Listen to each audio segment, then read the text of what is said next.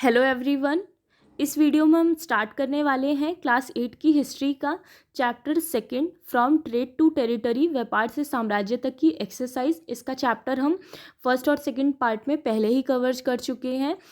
ठीक है, तो आइए स्टार्ट करते हैं। सबसे पहला जो क्वेश्चन है एक्सरसाइज का वो है निम्नलिखित के जोड़े बनाइए, यानी कि मैच। तो सबसे पहले हम मैच करते हैं। फर्स्ट है इसमें दीवानी, तो दीवानी का आंसर हो जाएगा भू राजस्व वसूल करने का अधिकार। दीवानी जो होता था वो टैक्स वसूल करने का एक अधिकार होता था, राइट टू कलेक्ट टैक्स। उसके बाद शेर मैसूर टीपू सुल्तान को कहा जाता था। उसके बाद है फौजेदारी अदालत, तो इसका आंसर फौजेदारी अदालत ही होगा। रानी चेन्नम्मा जो थी वो कित्तूर एक जगह है जहाँ पर अंग्रेज विरोधी आंदोलन का उन्होंने नेतृत्व किया था।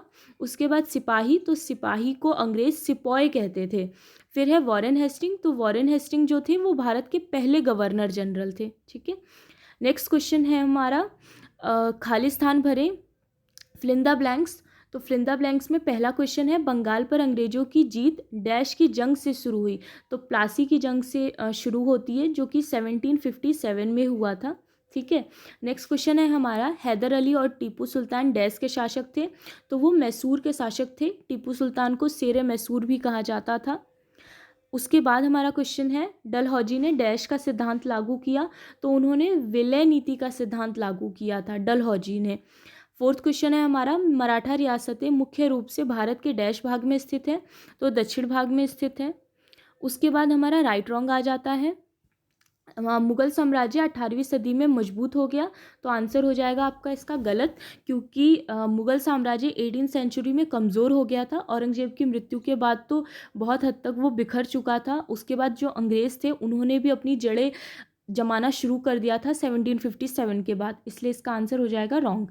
नेक्स्ट है हमारा English east India company Bharat के साथ व्यापार करने वाली एकमात्र यूरोपीय कंपनी थी। तो इसका आंसर भी गलत हो जाएगा, क्योंकि हमने चैप्टर जब पढ़ा था फर्स्ट पार्ट में ही देखा था कि बाकी और भी कंपनियां थी, जैसे डच की कंपनी भी थी, फ्रांस की भी थी, पुर्तगाल वाले भी थे, तो बहुत सारे अदर कंट्रीज़ भी थी। तो इसलिए इसका आंसर रॉन्ग हो जाएगा। नेक्स्ट है हमारा महाराजा रणजीत सिंह पंजाब के राजा थे। तो बिल्कुल सही, वो पंजाब के ही राजा थे। नेक्स्ट है हमारा अंग्रेजों ने अपने कब्जे वाले इलाके में कोई शासकीय बदलाव नहीं किए। रॉन्ग, अंग्रेजों ने बहुत सारे चेंजेस किए थे अपने इलाकों में, जैसे उन्होंने प्रेसिडेंसी लागू कर दी थी, इसके अलावा उन्होंने अपनी रूल बुक भी चेंज कर दी थी, ये सारी चीज़ें। फिर है हमारे क्वेश्चन आंसर, जिसमें फर्स्ट क्वेश्चन है हमारा यूरोपीय व्यापारिक कंपनियां भारत की तरफ क्यों आकर्षित हुई। यानी जो यूरोप की कंपनियां थी वो भारत की तरफ क्यों आकर्षित हो रही थी व्यापार करने के लिए। तो यूरोपीय कंपनियों ने भारत के साथ व्यापार में, ट्रेड में बहुत सारी संभावनाएं देखी थी। यूरोपीय देशों में भारत की अनेक वस्तुओं की भारी मांग थी। यानी कि यूरोप के जो देश थे वहाँ पर भारत में मिलने वाली जो चीज़ें थी, जैसे कि कपास, रेशम, काली मिर्च, लौंग, इलायची, दालचीनी, इन सारी चीज़ों की बहुत ज़्यादा मांग थी। और यूरोप की जो कंपनियां थी वो भारत में कम कीमत पर इन चीज़ों को खरीद कर अपने यहाँ पर यूरोप में जाकर ऊंची कीमत पर बेच सकते थे और बहुत ज़्यादा मुनाफा कमा सकते थे। तो इन्हीं व्यापारिक संभावनाओं के कारण कंपनियां भारत की ओर आकर्षित हो रही थी। नेक्स्ट क्वेश्चन है हमारा बंगाल के नवाब और ईस्ट इंडिया कंपनी के बीच किन बातों पर विवाद थे। तो बंगाल जो था, बंगाल के जो नवाब थे उनके बीच में और ईस्ट इंडिया कंपनी के बीच में थोड़ी लड़ाई झगड़े होते रहते थे। तो इसके क्या कारण थे। पहला है हमारा बंगाल के नवाब ने कंपनी को रियायत देने से मना कर दिया। बंगाल के जो नवाब थे उन्होंने कंपनी को किसी भी तरह की रियायत देने से मना कर दिया। यानी जो कंपनी थी वो टैक्स नहीं चुकाया करती थी और बहुत सारी सुविधाएं मांगती थी, तो इसके लिए बंगाल के नवाब ने मना कर दिया था। व्यापार का अधिकार देने के बदले कंपनी को नजराने मांगते थे। व्यापार का अधिकार देने के बदले कंपनी से नजराने मांगते थे। जो बंगाल के नवाब थे वो कहते थे अगर हमने आपको व्यापार का अधिकार दिया है तो आपको मतलब हमें नजराने देने होंगे। उसके बाद है उन्हें सिक्का ढालने का अधिकार भी छीन लिया था। जो अंग्रेज़ थे वो लोग, उन लोगों ने यहाँ पर सिक्के ढालने स्टार्ट कर दिए थे अपने। तो बंगाल के नवाब ने इस चीज़ से भी मना कर दिया। उसके बाद उसकी किलेबंदियों को बढ़ाने से रोक दिया। बहुत तेज़ी से जो अंग्रेज़ थे वो अपनी किलेबंदियाँ बढ़ा रहे थे, ठीक है, तो इसे भी उन्होंने रोक दिया। ईस्ट इंडिया कंपनी टैक्स चुकाने को तैयार नहीं थी।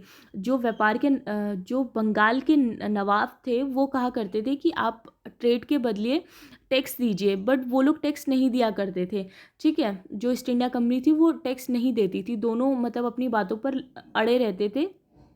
वो कहते थे आपको टैक्स देना ही पड़ेगा, और ये कहते थे हम टैक्स देंगे ही नहीं।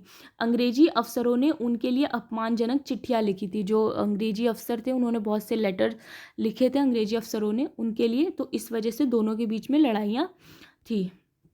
नेक्स्ट क्वेश्चन है हमारा, दीवानी मिलने से ईस्ट इंडिया कंपनी को किस तरफ फ़ायदा पहुंचा।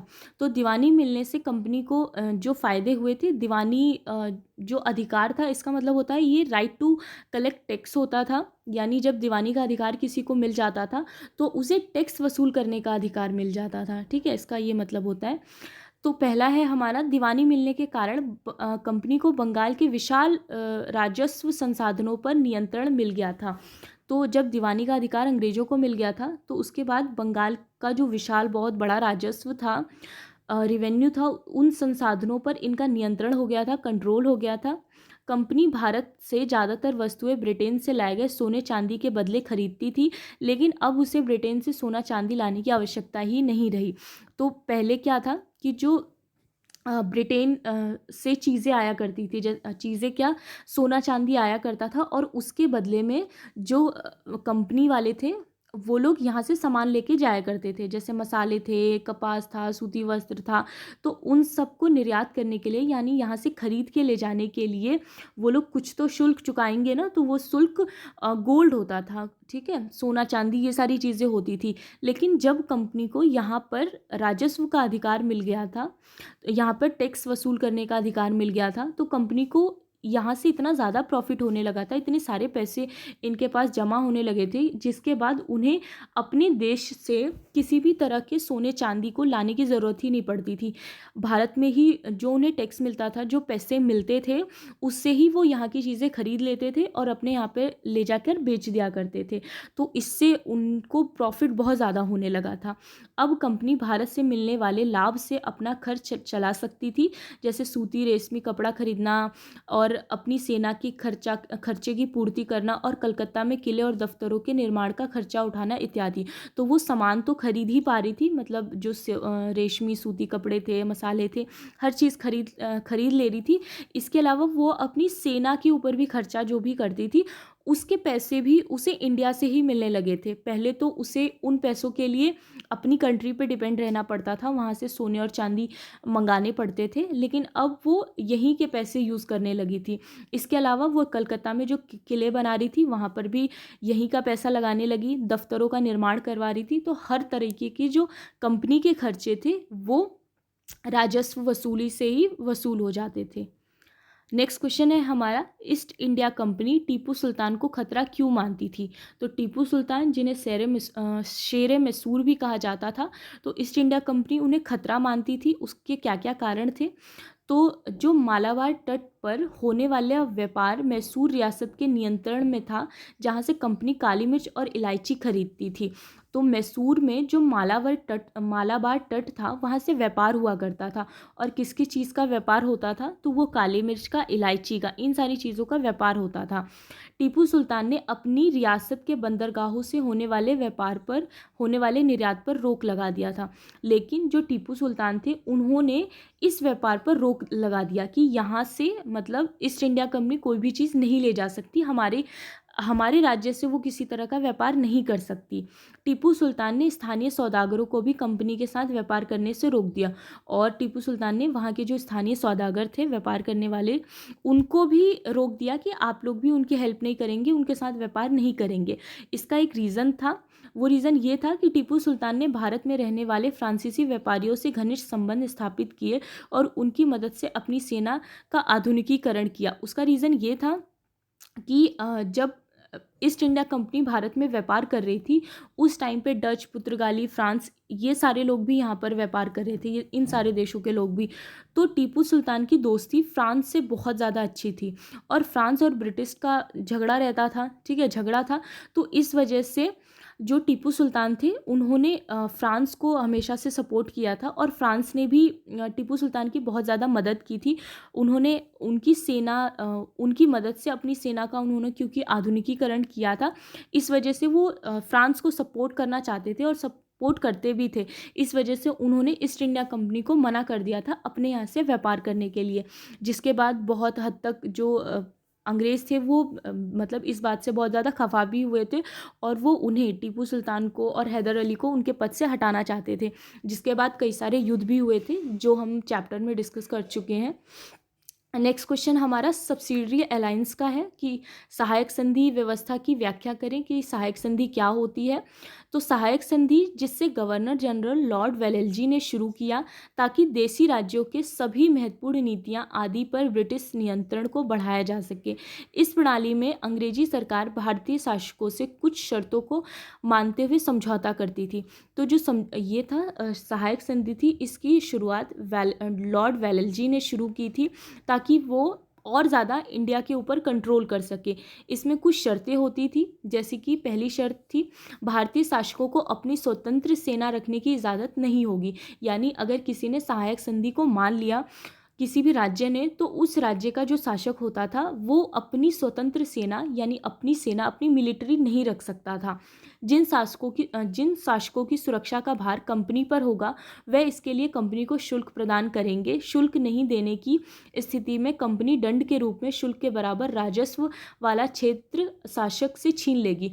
तो क्या होता था कि जो सहायक संधि हो जाती थी, तो सहायक संधि होने के बाद जो राज्य होते थी वो अपनी सेना नहीं रख सकती थी और उसको सुरक्षा कौन देता था फिर? तो अंग्रेज जो थे वो उसको सुरक्षा देते थे। मतलब अंग्रेजों की जो सेना होती थी वो सुरक्षा देती थी उस राज्य को और इसके बदले में राज्य उनको पैसा देता था। ठीक है, राज्य जो होते थे वो अंग्रेजों को पैसा देते थे क्योंकि वो उनको सेफ्टी, उनको जो मिलिट्री है वो प्रोवाइड कर रहे हैं इस वजह से। लेकिन अगर कभी ऐसा हो जाए किसी वजह से राज्य अपना पैसा ना चुका पाए, तो जो कंपनी क्या करती थी कि उनका क्षेत्र छीन लेती थी। यानी उनका जो राज्य होता था उतना हिस्सा, आधा हिस्सा मतलब लगभग वो छीन लिया करती थी, अपने कब्जे में ले लेती थी। शासक को अपने दरबार में एक अंग्रेज रेजिमेंट रखना होगा जो शासक की गतिविधियों पर नज़र रखेगा।